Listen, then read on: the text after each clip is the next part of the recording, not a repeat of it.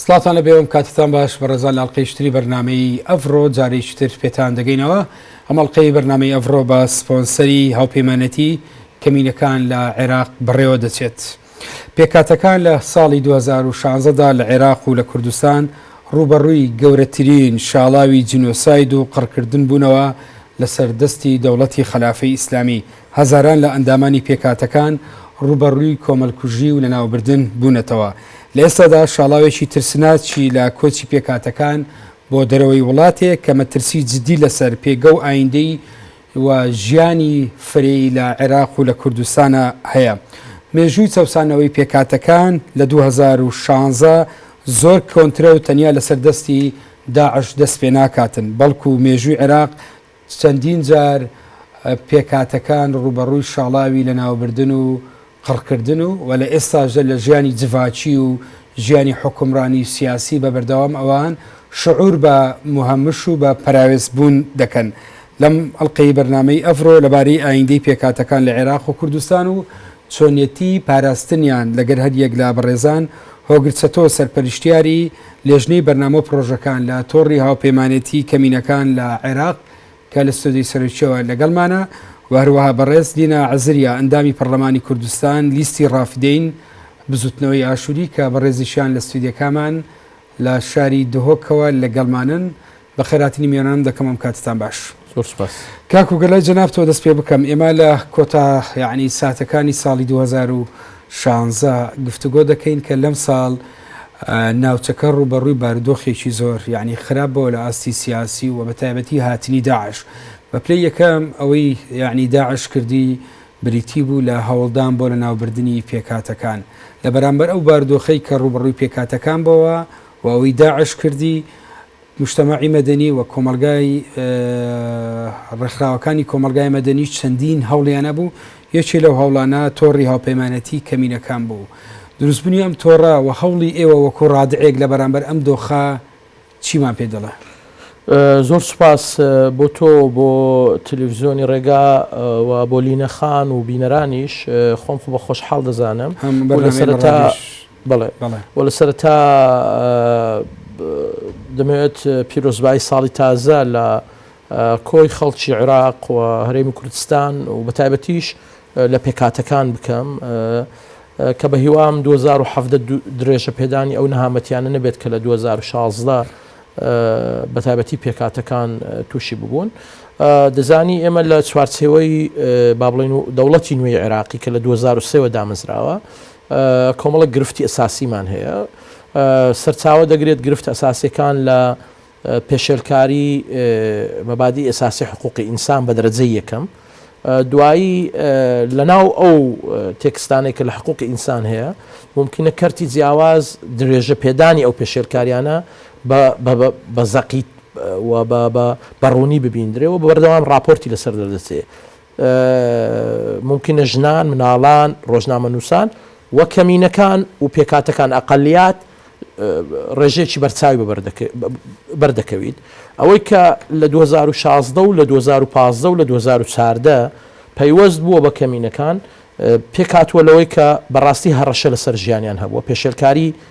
لەسەر ژیانیان هەبوو. بۆ نمونە هەر لە مانجی 12 چوار هاوڵاتی کریستیان مەسیحی کوژراون لە ناوەڕاست و خواروی عێراق بە بیان و جیاواز. چەندین با بڵین زێڕنگری بە سوبە لە ناو 10 زێڕنگر 2 زێڕنگر دوکانەکانیان تاڵان کراوە کە هی دوو کەسی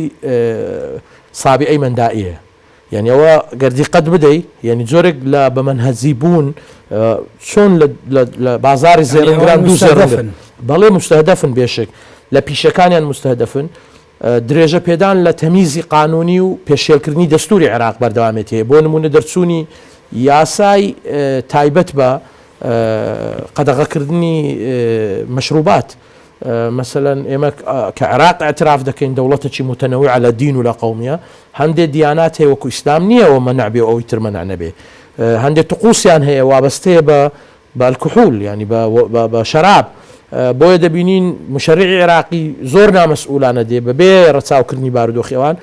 قوانین دەردەکا. قانونی بتاقی وەتەنی،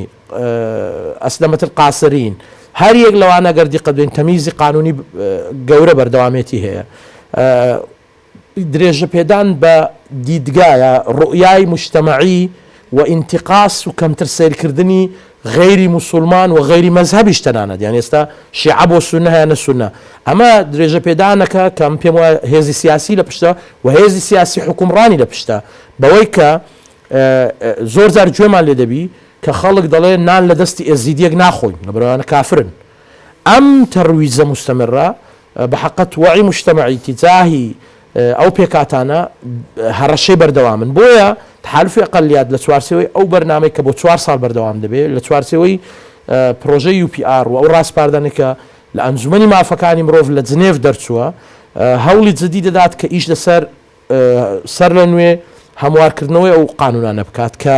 تەمیزن و مخالفی دەستوری عراقیشن هەوڵ دەدات هۆشیاری بڵاو بکاتەوە بە مافەکانیان هەوڵ دەدات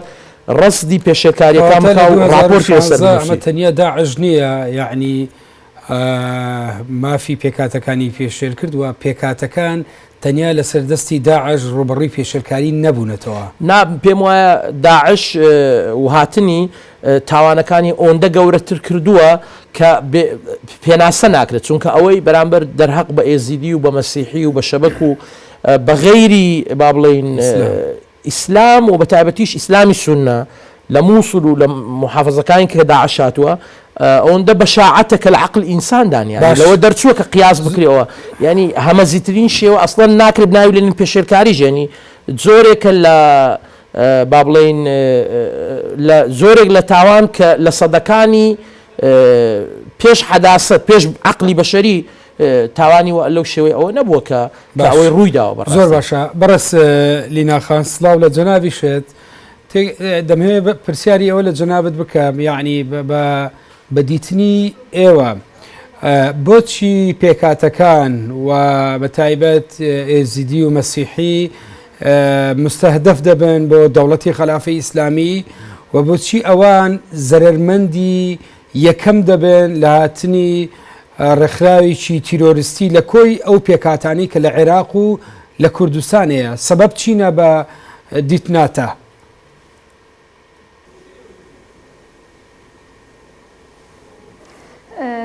سوپاس دەستپێک جێژنە دەوێک بۆنە سەید المەسیح عەلەیه السەلام و ساڵانی 2017 مەسیحیە جیهانی پیرۆز دەکەم و تایبەت کردان سەریان ئاشووری و ئەرمان لە عێراق و کوردستانیدا طبعا بالنسبة داعش أمزانين لصالة 2014 داعش سيطرة كرسر باجيري مثل وبشتين نوا سنجارو أو باجيري تبكاتين وقت تركمان وشبكو وزيدي طبعا او سبب هيك يعني دجاتي نبون فان بيكاتا هيك دجاتي نبون قال كسي نقل داعش ونا غير داعش سر عرض خوري نشتيبون وجيان بخو بس چونكي او تطرف او فكر تطرف نك داعش اگر يعني يعني مسلم نبت يعني او اعتراف بدين اسلامي نكد او اعتناق اسلامي نبت نكد لازم بتدر خستن جوان مناطقه بشتي اوان سيطره سر منطقه كرن جبر هنده خلقي مسيحيه مثل ودشتين نوا مجبور بون دركتين باجهرت خو جندت خو وهندك شوانات شينج درب ولات وهندك هاتنا هرم كردستان وأمزان المعاناة توان شند بون وقتی گشتن هرم سر شارع نوستن الساحات دا سر رصيفي بون قالك نخوش بوضع بشوكي عام حتى لينا خان تأثيري وي سياسته لا تشاستيكا لسر أقليات لسر بيكاتكان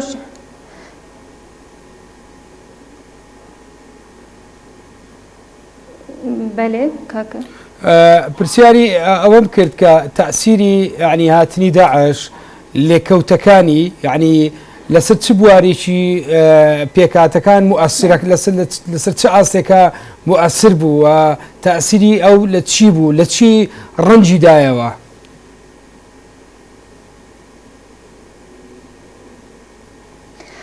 طبعا تأثيري قالك تأثير هابو طبعا خلكش قندت خو اش باجرت خو داري خستن اغلبها تشونش دربه ولاتي يعني ابانوكا او مشكله ما او هجريه يعني خلك ما مستمر كنا اش دربه ولاتي سبب داعش بو احتلال منطقة وان هات كرن مجبور بون كنا دربه ولاتي يادو يجي خر او منطقة ما هاتنا خراب كرن نوكا او باعتبار مناطق منكوبه يعني شيست الصدي اش خانيتوان قندتوان هاتنا تدمير كرن يعني هاتنا سلطان دنجي نوكا قالك زحمات ابوان بشتي رزقار بونا او منطقه اش دست داعش يجي وداعش دركتن زحمات ابوان بزفرنا فاسروان قندا وان باجير له بيت اعاده اعمار بيد او جي وقتك بيد يعني وقتك بيد حتى بيت اعمار كرين او خلق يعني تحملنا مايا طاقتنا مايا حتى كان قد البان كامبا بين بان كرفاناتا بين اجبلي هندي تاثير الطلبه كرن طلبت ما همي ماينا بمدرسه ماينا ب يعني اود مرحله نهائي شش مثلا شش مراحل نهائي وكشش اعدادي بون او الكليات بون او ماجستير خاندن دكتوراه خاندن اجبلي هندي موظف هبون يعني همي يعني اوانا مستقبل وان تدمير بو تماما تدمير مستقبل وان يعني او تاثيرك قالك هبو صار بيكاتي شي مسيحي بين شي ازيدي بين ماينا مروف متشرد يعني دربه ولاتي ونافولات جي يعني با ديتنتا يعني همي آثار جي مناطق مد أثري جهات تدمير كرن يعني مسؤوليتي تجهتك يعني مسؤوليتي يعني تشلانك مسؤوليتي أمهلو مرجال دقريكا بسر بيكاتا كانت كاكوغروتي ك أمي روبروي أقليات بوتوا أم دوخيك الروبروي أقليات بوتوا نتني على سر دستي داعشة بلكو بيش داعشيش أقليات ومكونات كان للعراق ولكردستان أوان شعوريان بمهمشو ببراويس خستن كردوا ديتنتا لمباري وتشيه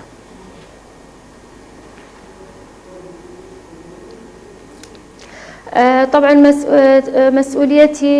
مسؤوليتي حكومتي شي حكومتها هرمي بيت عن حكومتها مر اتحادي بي چونكي حكومة دائما مسؤولة بحماية مروف يعني حماية مروف بيجي بيكاتا بيت شي آيم بيت شي نتوا بيت حكومة مسؤولة بحماية ملة خوبكت يادو يجي معاناة ما داعش ندس بكر 2004 2003 حتى نوكا أم مستهدفين أقليات مستهدفين جماعات إرهابي تشتقدي بالنسبة ما هر ما شعور بكيركو أم مهمشين راستا أفا نا مجرد شعور أفا حقيقة أمت مهمشين أم حسن يعني وكي شركائنا هتا تعامل قلمة يعني تعامل قلما كان وكو أم الشركاء إن الفي ولاتي هيك شراكات سياسية نينا نال بغداد ونال هرم كردستان يجي قالك غدر الماتي تكرن باش بوتشي دقرم ولات لنا خان لباري أويكا إيوا مشاركي راستخيني جاني زفاتشي وحكمراني وسياسي لبرتشينا كان ولا تشاستك إيوا هزدا كان ك مشاركة راسخين إن دواتر ذكر مولات كاكو قليسة بس لا يش يعني لو رودواني كلا 2016 وكل يكوتا لسر بيكاتا كان مسألة كوتش كردنا داتا كان شي ما بيدلين لباري كوتشي بيكاتا كان العراق بداخوا إما بابلين بروني للأمان ديارة كجمارة كان أو دردخن ك عراقي نوێ نەیتوانی جازب بێ بۆ گەڕانەوەی بابڵین خەڵکی ئەسیلی ئەو منطقەیە کە بە سەدان ساڵ لێرە ژیاون بەڵکو تاریدا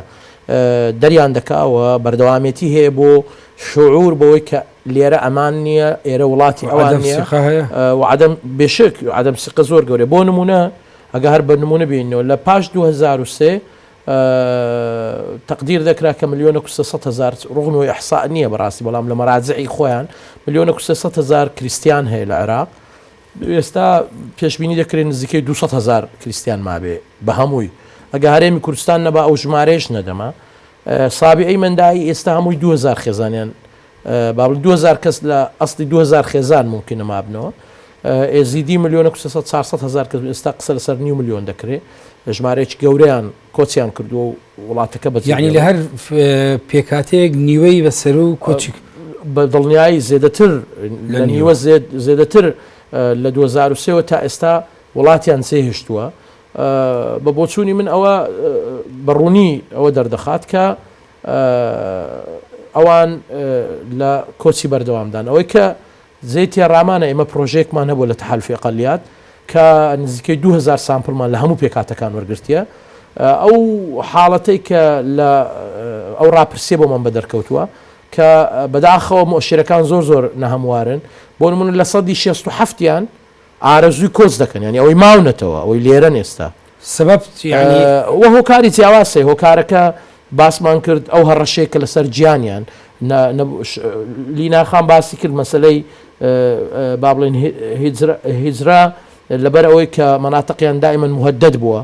و ئاخریان داعش بوو بەداخەو کە ئەو منطقەی فعلەن کاول کردو بە هەموو پێکاتەکان هەز نەکردن بە ئەمان و حیمایەت هەز نەکردن بە ئینتیمالە بۆ وڵات هەز نەکردن بە کۆی ئەوەی کە بڕیار و ڕاستپاردە و بابەت دەردەچن تەسلیحکردن یان یەکێک لەو هەڕەشانێکی ئێستا نوێ لە پاش داعش بەڕوونی دەبینین کۆمەلگاکانیان هەموو تەسلیح کرد بەڕاستی ئەوە دوای داعش بە تایبەتی دەشتینەوە پێکاتەکان ڕێژیشی زۆر تێدا دەژیم پێتەرمە لایەنی پەیوەندیدار یعنی جیهەی مەسئول لەوها هەڵومەرجێکدا چ ڕادعێکی هەبووە و یعنی ئەم ژمارە ئەم داتانەی جەنابەت ئاماژەی پێدەکەی کە داتای زۆر ترسناکەن عێراق بە نەتیجە دەبێتە عێراق یەک ڕنگ و یەک ناسنامە یەک هەویەی دینی یەک هەویەی تایفی لە بەرامبەر ئەوە جیهەتی مەسئول چ ڕەدعێکی هەبووە چ هەنگاوی گیراوەتە حقت دەمەوێت بەڕوونی بڵێم ینی لە پاش 2003 مانتاڵەتیە عقلیەتی دەسەڵاتی سیاسی لە عێراق درێژە پێدانی هەمان دەسەڵاتی سیاسی ڕژێمی بەعس بووە بەوەی کە دائما بیریەوە کردو یەک ناسنامە هەبێ یەک هەویە هەبێ وەکو ئەوەی کە ئێستا دیقەت بدە لە دەستوری عێراق مشەڕی عێراقی دێ باس لە مەزهەب دەکا مەزهەب یعنی ئاینە دێ دەچیتە ناو دیتێلی مەزهەب بەڵام فەرامۆشی ئاینی گەورە دەکا لە باسکردنیدا لە ناوهێنانیدا و بە بڕیار هەتا ئێستا ئێمە بۆ نمونە یاسای ژمارە 105 مان هەیە کە بەهایی بوون تەحریم دەکا ئەوە لە زمانی حیزبی باز دەرچوو بەڵام نظامی سیاسی درێژەی پێدەدات چونکە لەگە خواستەکانی و دەگونجێ و ممکنە بەشێک پەیوەندی بە ڕغبەتی ئێران هەبی چونکە بەهاییەکان بەشێکی گەوریان لە ئێرانن یا کاکەیەکان مامەڵە لەگەڵ کاکایی بوون کە بەداخۆتەنان لە هەرێمی کوردستانی ئیستیجابەی باش بوویان نێ کاکایی ئیسلام نینە بە زۆر کراون بە ئیسلام ئێستا لە عێراقی جێتیمامێک بەوانە نییە لەبەرەوەی یارسانەکان زۆر لە ئێران هەن و ڕۆڵی گەوریان هەیە تەسیری حکوومەتی ئێرانی لەسەر با بڵین حکوومەتی عێراقی بۆ مامەڵە لەگەڵ ماینۆرەتی و پێکاتەکان بۆ بە تەسەوری من ئەگەر ئەم پرۆسەیە جهودی بۆ خرج نەکرێەوە هەوڵی زۆر نەبێ و هەموو لایەک لە پێشیانەوە تەحالفی ئەقەلیات ڕۆڵی گەورە نەبینن بەدڵنیایی پێتەڵم لە ساڵی 10 ساڵ 15 ساڵی تر دەبێ وەکو مێژوو باسی سابی ئەیمەندایی و پێکاتەکانی تر بکەین لە عێراق بەدڵنیایی درێژە پێدەری هەمان سیستەم کە لازال عێراق بڕوای بە تعدودی هەویە و ناسنامە نییە بەقەدەر ئەوەی بڕوای بە یەک هەویەیی هەیە ئێستا بە شیعەکان بێ هەمومان بە شیعە دەبینن بە سوننە بێ هەمومان بە کورد بێ هەمومان بە کورد دەبینن حتا ئەو مەسیحی و تورکمان و کلدان و ئەوەی کە لە هەرێمی کوردستان مەساحەتی باشتر لە وەزعی عێراق فەرهام بووە بۆیان بەڵام هێشتا پرسیاری ئەو هەیە هەرێمی کوردستان چەندە قبوڵی ئەوەیتی کە ئەوان بە حەقیقی تەمسیلی خوام کە حیزبیان بۆ دروست نەکا لایەک بەسەر لایەک سەر نەخاوە بە قەناعەت بڕوای بەوە هەبێ کە تەنەوع و جیاکاری هەیە کە پێم وایە لێرەش هێشتا ئیشی زۆرمان دەوێتن و چاکسازی زۆرمان دەوێت دەست خۆش لینا خان یعنی کە باس لە داعش دەکرێ دەوترێ داعش ڕێکخراوێکی تیرۆریستیە بۆیە هەندێک جار هەرچی تاوانێک بکە یعنی داعش بە بەردەوام لە دەرەوەی قانون و لە دەرەوەی چوارچێوەکانی پێوەست بە مافی مرۆڤ مامەڵەی کردووە بەڵام جناب دوتت ئێمە لە حیاتی سیاسی لە ژیانی جڤاچی و حکومداریش مهمشین قەزدیتە چییە لە چه ئاستێکە ئێوە شعور بە مهمش و بە پەراوێزبوونەکەن؟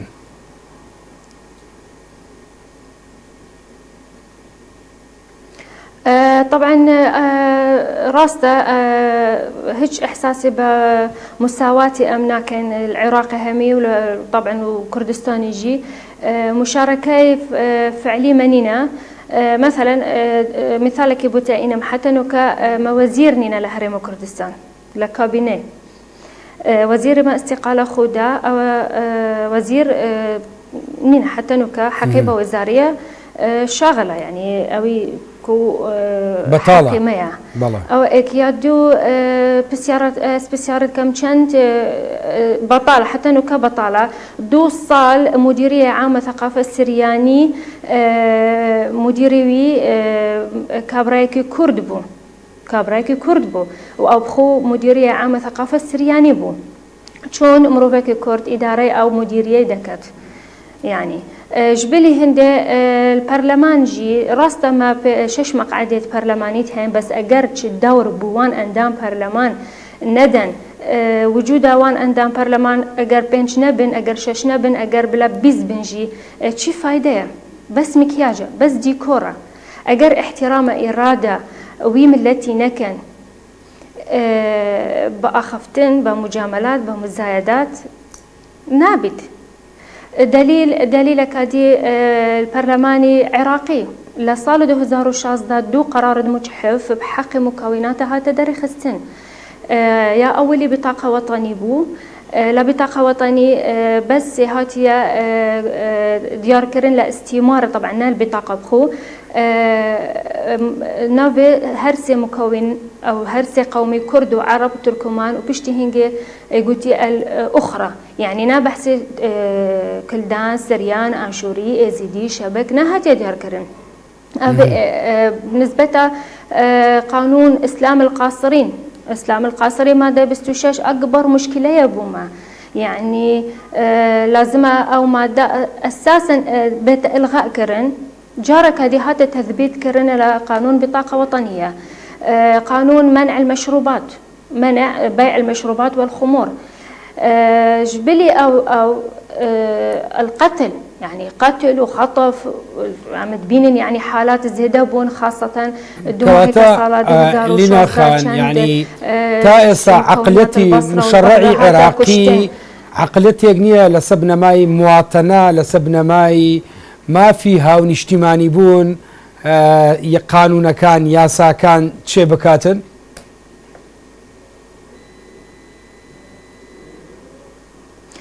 حتى لو كعقلية مشرع عراقي يعني أو عقلية نحو الطائفية وأفهم مؤشرة زور خطيرة طبعا أجر فيشي واستمرار بيت مستمر بين طبعا مكونات الدي يعني جبلي كرد عرب مكونات الدي وكيد كلدان سرياني آشوري إزيدي شبك نشن يعني استمرار كان ومين الفي ولاتي أجر هر ولاتك بيدنا بس العراق مروف إحساس بأمان وبكرامة نكد نشد بجد ودليل كو أنبري 2003 عدد ما يعني تعداد ما 1,500,000 بون وكا تعداد ما يبيض 100,000 باش يعني أبا في السيارة أبا مطايك لازم أدي في راستي لينا خان نقطة أم راستي بوشي بلاه سبب أجر شبون بلاه زور باشا لما وين بردوك كومالك يعني اعتداء دەستدرێژی هەبوو لەسەر زەوی مەسیحیەکان تەنانەت لە هەرێمی کوردستانیش و لە بەغدا لە کەرکووک لە چەند شوێنی تر ئەم مەسەلانە چی بەسەرهات کۆمەڵێک ڕێکخراوی مجتەمەعی مەدەنی و تەقریر چێکردن و بڵاوبەوە لە دۆلی نەهەلا خۆپیشاندان هاتە چێکردن ئەم بابەتانە و ئەنجومەنی وەزیران سەرۆکایەتی هەرێم هەموو ئەوانە هاتنە سەرخەت بەڵام ئەم کێشانە هاتنە حەڵکردن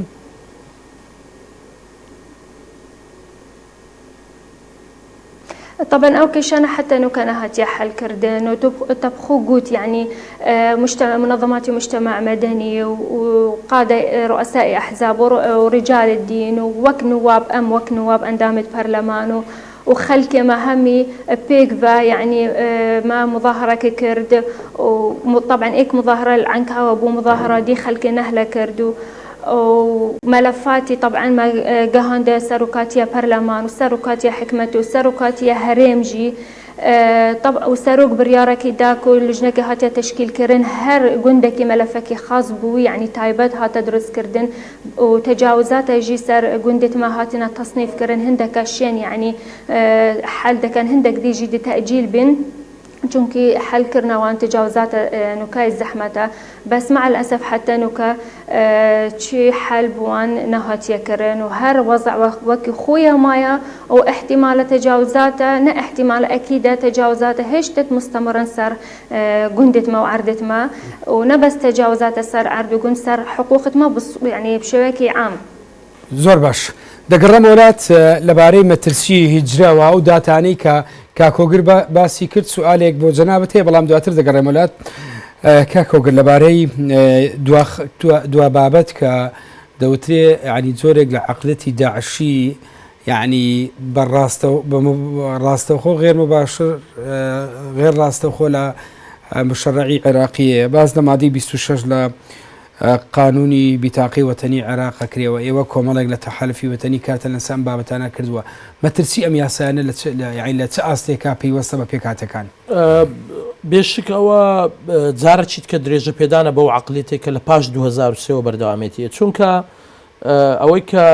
باسکرا دوو بەشە بەشی یەکەمیان ئەو ئیستیمارەیە کە ئێستا کارتی بیتاقی وەتەنی لەسەر دروست دەکرێت کاتێک گەتو لە نەتەوە دەی دەڵێ کورد بڵێن عەرەب کورد تورکمان أخرى يعني همونة توكانت كبنتوا نازاني يعني بأخرى داندني بو تحالف أقليات بروني يا داشتي تقديم كردوا بو رئاسات هرس الرئاسات شون كمسألة ناس ناما يا بطاقة وطني مسألة السيادية علاقة بهريم كردستانية لو قلتوا معنا حقلي قومية دين دبي بابا طالب زي بهالدري بو هامو مروفيك العراق وفقا لبو دستوري عراقي وبالقمان هنا وتوا كآزادة خوي بتسنة تويك دناسيني وخوي بتس عينش دناسي تناند أوانك عينش يناوي بعينن أوانش دتوان دياري بكن كوان نانو هيت عينك بن بتاعك أن نسرت عينا بدينا عينية أو ما عندها كردوات شونك لسوارتي وي أويك العراق جزر دكا هيت رجعت كنيا أجرنا دبي هموان ذكر بكرين يعني باسي هموان بكري يعني همو أويك نتويا عين هي ذكر بكري أويك بشي دومي كتأكيد كردنوية لما عدي بستوشش لأسلمة القاصرين بحقات مخالفي دستورة ومخالفي التزامات عراقش الآستيني ودولتي تسنك الراسة ممكن تفسيرك تازبو عين إسلام نبيت بو مسألة إسلام بلام معايير الدولي واضحة دين حرية اختيار لدين مرهونة بكس كسك خوي كدي أتو من دالكاني دايك يا باوتشيك بزور بإسلام دناسي لكاتك دا أو ما فعن نادي ك بتوان بقرنه وسديني أصل إخواني اختياري هر دينك بكن كوابي أما بيشركاريتي واضح دكين بو موادي دستور وبتابتيش للعراق بيش 2003 أو ممارسة هبوة يعني كتمنيان جيشتو تهجد صال حقي عن هبوة بقرنه سرديني أصلي خوان أو ديني كرغبتي يعني بويا إما لتحالف أقليات دو رامان هي كمان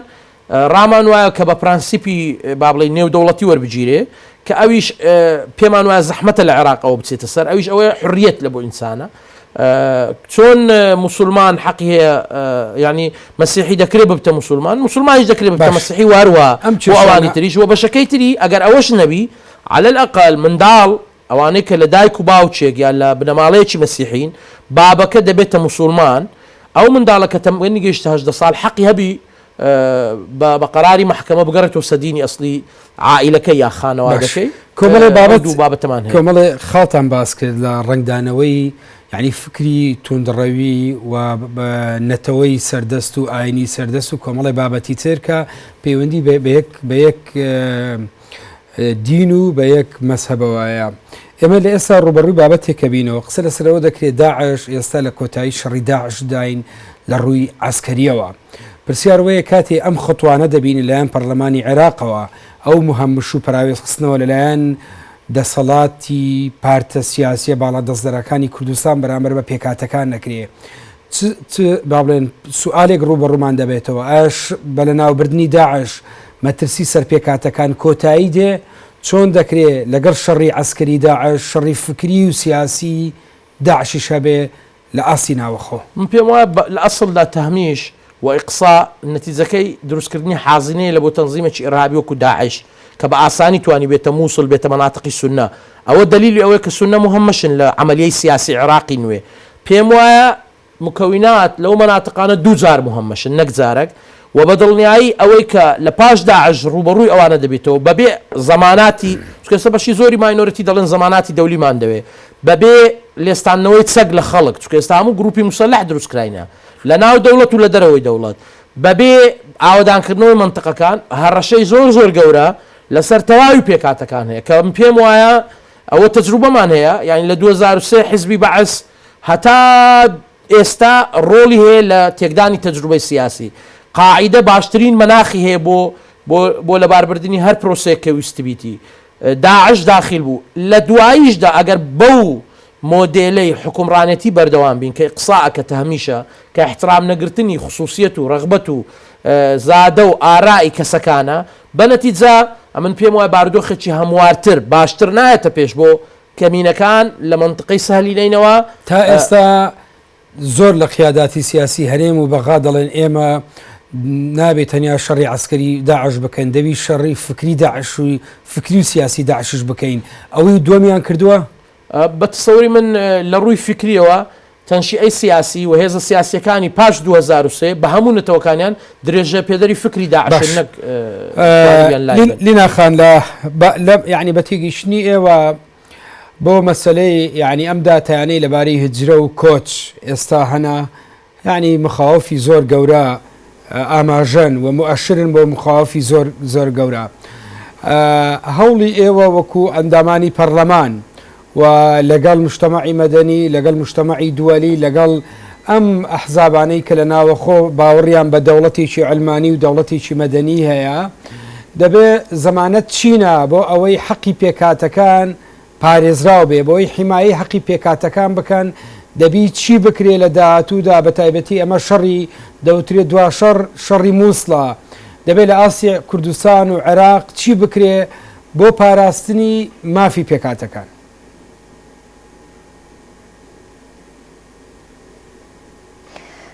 طبعا بۆ پاراستنی مافی پێکەتەکان تشتێکی جەوهەری هەیە ئەو ئەساسیە ئەوژی دستوری دەوڵەت لازم ببیتە دستورێکی مەدەنی نە دستورێکی طائفي مذهبي تعاملي قال خلقي تعاملي قال مواطني بكت على أساس المواطنة نكو على أساس الانتماء الديني القومي المذهبي أو طائفية أو كان امتدى مستمر بيت أبا تشتكي يعني أساسية لازم بيتكرن يا دويجي لازم احترام إرادي مكونات بيتكرن خاصة لدشتي نينوا بشتي هاتي رزقار كرن داعش لازم محاربة فكري داعش بيتكرن چونكي داعش فكرة محاربة أو فكر بيتا كرن وخلاص كان إعادة إعمار منطقة وان بيتا كرن داشين خلق بزفرين باسر منطقة خو جبلي هندي تشتكي دي جي هاي نسبتي بيكاتاي دي نماينا فقط نب حكمتها هرم ونا حكمتها مركزي چنكي تجربة هاي حماية وان نكرن دفاع شوان نكرن داعش خلال 24 ساعات هاتي خر أو منطقة سيطرة سر كردو أو أقليات دار خستن إيش منطقة خو لازم احترام إرادة وانا بيتكرن ملف الأمني بيت تسليم كرن بو خلكي وي منطقة تشينكي خلكي منطقة تشي كيمو كماسي دفوان نينن شين دفاعش خود كان شين حماية خوب كان لوا لازم يعني ملف أمن تسليمه وانا بيتكرن وهاري كاريا وانا بيتكرن دابشين بزفرين سر منطقة خو أو بالنسبة نكات أوارينا خلك دشت نينا وخلك باجرة مثل أما العراق وهرم كردستان يعني بصورة عامة كأقليات أجر مدفيت بمنين بيكاتا بمنين العراق ده والهرم كردستان ده لازم حقوقتوان بين يعني حقوقتوان بدنوان يعني بشكل فعلي راستي مشاركة وان بتكرن الهمي مؤسسات يعني الحكومي شيء تشريعية بيجي قضائية تنفيذية بيجي مش بلهند لازم احترام إرادة وان بتكرن تجاوزات صار عردتوان بين راكرينو وحدك يبدان بو تجاوزات شني يدس بكن بتا يعني كرن وتعويذة خلق أو تهاتنا يعني متضرر لازم بتكرن باش يعني احترام إرادة كاتمين خلاص بولينا خان زور بكرتي بمساواة والشركاء نوك مقيم دمير رأي ور بقرام إستا كمالة يعني حل ديتا تقديم كردين باز لتشي كردني منطقة خاص بو پێکاتەکان لە دەشتی نینەوا دەکرێت لە شنگال لە کۆمەڵی بابەتی تر و باز لە حیمایەی نێودەوڵەتی ئەکرێت لە چوارچێوەی قانونی نێودەوڵەتی بە تەسەوڕی ئێوە حەلچینە یعنی دەبێت چه حەلێکی ئانی بکرێت کە پێویست بێ بە تایبەت بۆ چێکردن و گەڕانەوەی ئەو عەدەم سیقەیی هەیە کە ئێستا پێکاتەکان لە دەستیان داوە بەرامبەر بە کوردستان و عێراق زۆر بە کورتی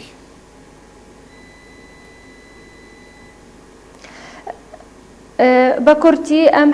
طبعا دستوريا قراري هيكو منطقة دشتيننا وببيتا محافظة طبعا بوان ببيتا محافظة